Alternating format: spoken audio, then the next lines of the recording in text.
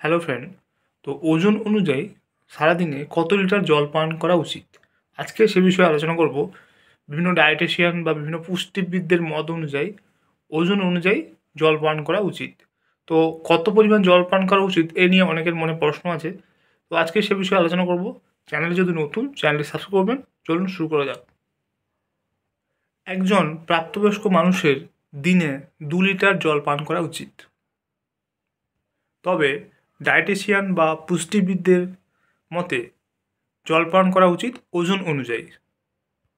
তো কত ওজন হলে কতটা জল পান করা উচিত পুরুষ এবং মহিলা উভয়ের ক্ষেত্রে প্রযোজ্য।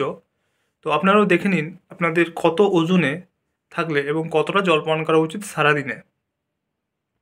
ওজন যদি আপনার 40 কেজি হয় তাহলে সারাদিনে 1.3 লিটার জল পান করা উচিত।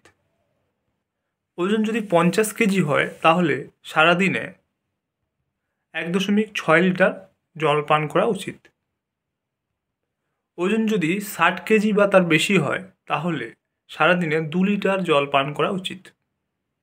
এছাড়াও ওজন যদি 70 কেজি বা তার বেশি হয় তাহলে সারাদিনে 2.3 লিটার জল পান করা উচিত।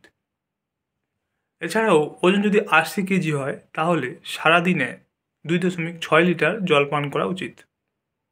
এছাড়াও ওজন যদি 90 কেজি বা তার বেশি হয় তাহলে সারাদিনে 3 লিটার জল পান করা উচিত।